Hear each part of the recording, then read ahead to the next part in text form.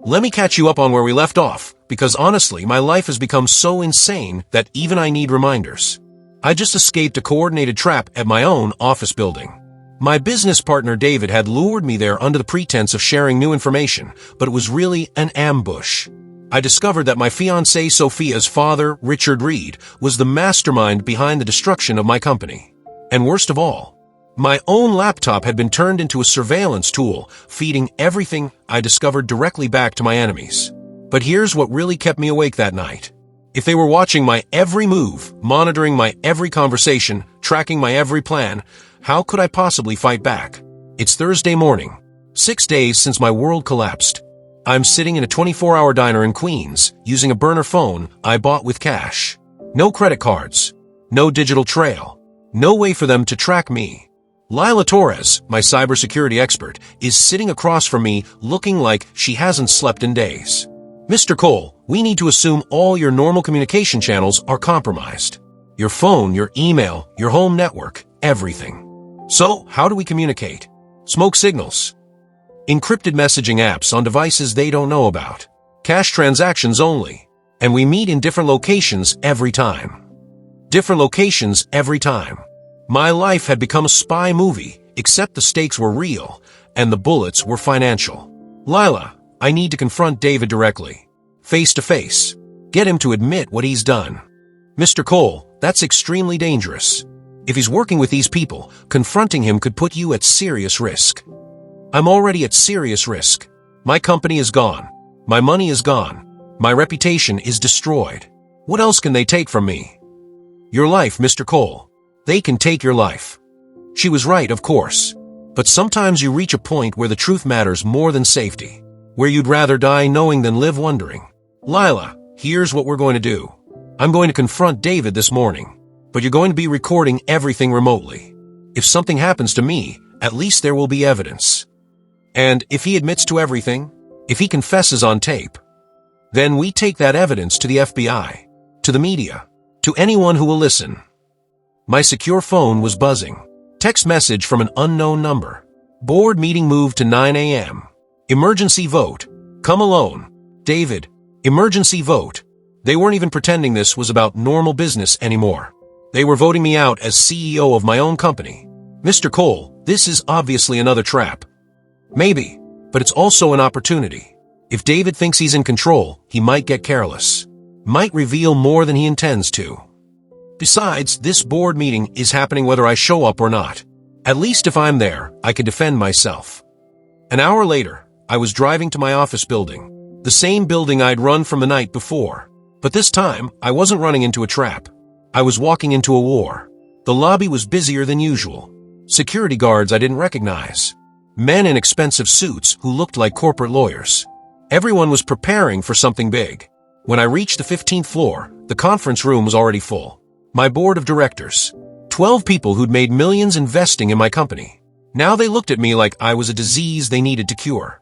And David, sitting at the head of the table, like he already owned the place.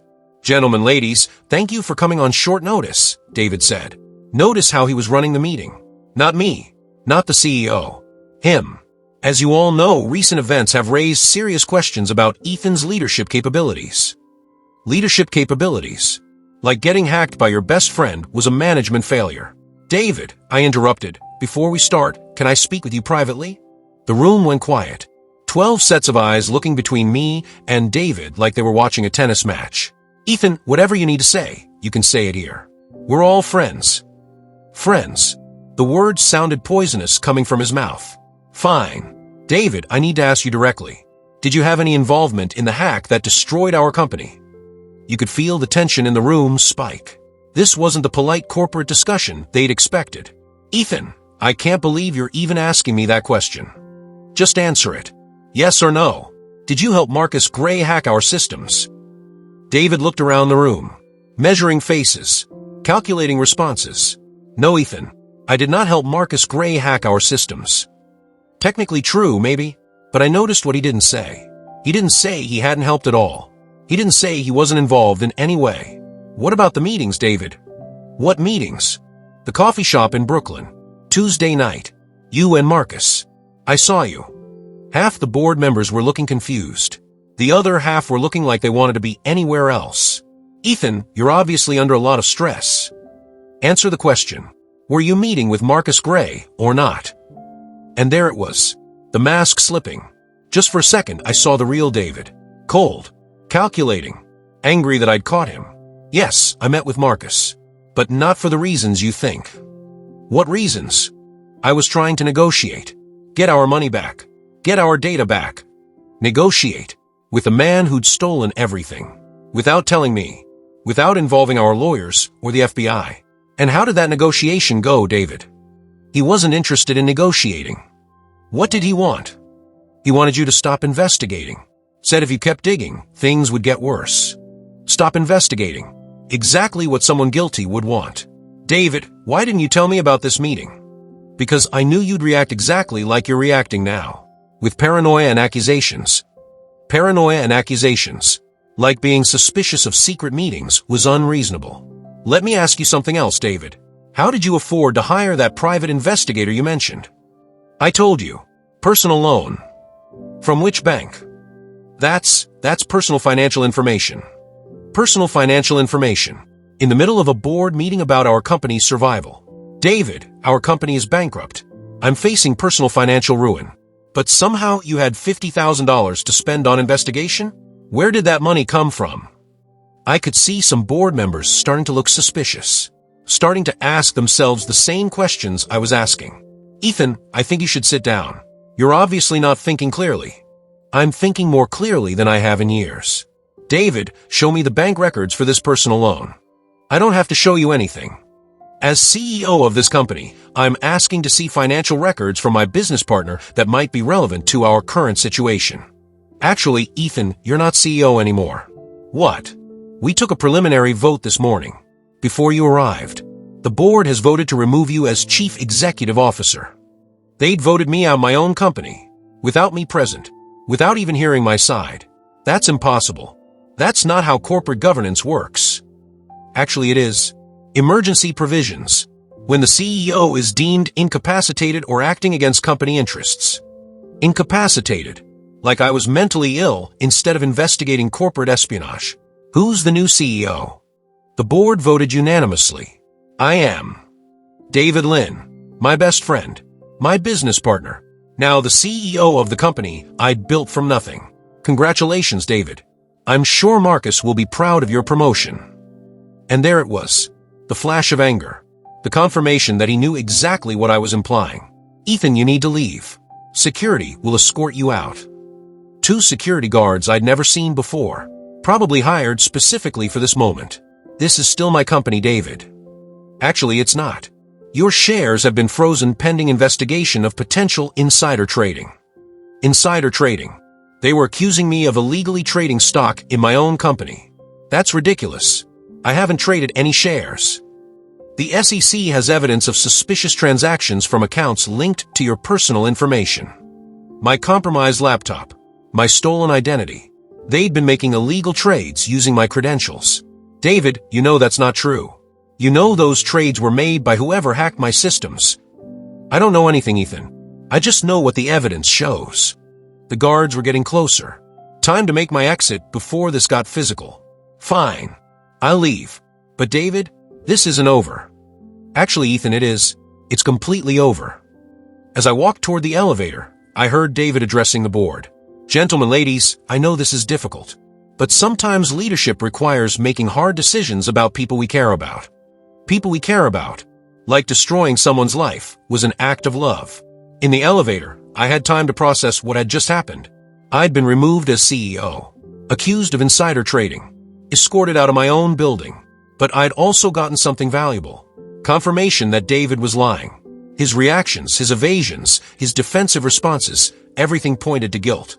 Text message from Lila. Did you get the recording? The recording. I'd been wearing a wire the entire time. Everything David said was now evidence. Got all. Meet at the usual place in 1 hour. 1 hour later, I was back in the Queen's Diner, listening to the recording with Lila. Mr. Cole, this is good evidence of suspicious behavior, but it's not a confession. David was careful not to admit anything directly. But his reactions prove he's hiding something. In court, maybe. But we need more concrete evidence. What kind of evidence? Financial records, communication logs, digital footprints that connect him directly to Marcus or to Richard Reed. Financial records, communication logs. Where would David keep that kind of information? Lila, what if we could access David's personal devices? His laptop, his phone, his home computer? That would be illegal, Mr. Cole. Breaking and entering. Computer hacking. We'd be committing felonies. They've already committed felonies against me. They've stolen my company, my money, my identity. Mr. Cole, I understand your anger. But if we break the law to gather evidence, that evidence becomes useless. And we go to prison. She was right. But legal methods were taking too long. And every day I waited, David consolidated his power over my former company. My phone was ringing. Sophia, the woman who'd betrayed me but didn't know I knew about it yet. Ethan, where are you? I heard about what happened at the board meeting. How did you hear about it so quickly? David called me. He's worried about you. David called her to discuss company business that she had no involvement in. Why would he do that? Sophia, why would David call you about my company? Because he knows I care about you. He thought I should know what happened. What exactly did David tell you? That the board voted you out. That you accused him of terrible things. Ethan, he's really hurt. He's your best friend. She was defending David, taking his side against me. The woman who was supposed to support me was advocating for the man who'd stolen my company. Sophia, I need to come home. We need to talk. Of course. I'll make dinner. We'll work through this together. Lila, I'm going home. I need to search Sophia's things. Find evidence of her involvement. Mr. Cole, that's also illegal. You can't search someone's personal belongings without consent. It's my home too. Legally, I have the right to access any area of my own apartment. Technically true, but morally questionable. Morality is a luxury I can't afford right now. 2 hours later, I was back in my penthouse. Sophia was in the kitchen making pasta, acting perfectly normal, acting like she hadn't spent the morning coordinating my destruction. How are you feeling, baby? Devastated, betrayed, confused. I'm sure this is all a misunderstanding. David loves you like a brother. Brother, the same word David had used when he was lying to my face. Sophia, I need to ask you something, and I need complete honesty. Of course. Have you ever discussed my business with anyone outside our relationship? What do you mean? I mean, have you ever shared information about Cole Industries with friends, family, anyone? Ethan, why would you ask me that? She was deflecting, not denying, just avoiding the question. Just answer. Yes or no. Have you shared business information with anyone? Sometimes I mention things to my father. He's interested in your work. Her father, Richard Reed, the man who'd orchestrated my destruction. What kind of things do you mention? General things. How the company is doing. Major contracts. Nothing confidential. Nothing confidential. Like Pentagon contracts weren't confidential. Sophia, the Pentagon deal. Did you tell your father about that? I might have mentioned it. Why? She told Richard Reed about the Pentagon contract. Given him the information he needed to plan the perfect time to destroy my company. When did you tell him? I don't remember exactly. Does it matter? Does it matter? Like sharing classified government contract information was casual dinner conversation. Sophia, I need to use the bathroom. I'll be right back. Instead of the bathroom, I went to our bedroom, to Sophia's walk-in closet, to the small safe where she kept her important documents. I knew the combination. Her birthday. She'd never changed it. Inside the safe were the usual things. Jewelry, passport, birth certificate. But at the bottom, underneath everything else, was a manila folder I'd never seen before. Documents, contracts, financial statements, all related to companies I'd never heard of. Neurotech Industries, the same company that had stolen the Pentagon contract. Sophia owned shares, significant shares. She wasn't just helping them steal my technology. She was financially invested in my destruction. But that wasn't the worst document in the folder. There was a contract, signed 3 months ago, between Sophia Reed and Richard Reed Consulting. A consulting contract for competitive intelligence gathering, with monthly payments of $50,000. $50,000 a month. For 3 months. $150,000 total. Sophia had been paid to spy on me, by her own father. But there was more. Email printouts, Conversations between Sophia and someone named RR, obviously Richard Reed. Target is planning major announcement next week. Pentagon contract likely. Suggest accelerating timeline. From Sophia. Understood. Marcus is ready. David will handle internal access. From RR. What about after? When it's done? From Sophia. You'll be financially secure. Both of you. This is the last job. From RR. The last job, like destroying people's lives, was Sophia's career. There were more emails. Dozens of them. Going back 6 months. Detailed reports about my daily routines. My business meetings. My personal relationships. My financial accounts. Everything I'd thought was private had been documented and reported to my enemies. Ethan, everything okay up there? Just a minute. Looking for something. I photographed every document, every email, every piece of evidence. Then I put everything back exactly as I'd found it. When I returned to the kitchen, Sophia was plating our dinner, smiling like nothing was wrong. Feel better? Much better. Actually, I think I'm starting to understand what's really happening. What do you mean? I think I've been looking at this all wrong. Maybe David isn't the enemy. Maybe the real enemy is someone else. She looked relieved, like she thought I was giving up on investigating David. Who do you think the real enemy is? I'm not sure yet, but I'm going to find out. Ethan, maybe it's time to stop investigating. Focus on moving forward, building something new. Stop investigating. The same message David had delivered from Marcus. You're probably right. I should let the professionals handle it. The FBI, the lawyers. Actually, maybe that's not necessary either. Sometimes these things work themselves out. Work themselves out. Like massive corporate theft just resolves itself naturally. Sophia, can I ask you something personal? Of course. If you found out someone you loved had been lying to you for months, what would you do? I guess it would depend on why they were lying. What if they were lying to protect someone else? Someone who was trying to hurt you? Then I'd probably understand. Sometimes people we love make difficult choices. Difficult choices. Like betraying your fiancé was just a hard decision instead of pure evil. Yeah, I guess you're right. Sometimes people we love surprise us. After dinner, I excused myself to make some business calls.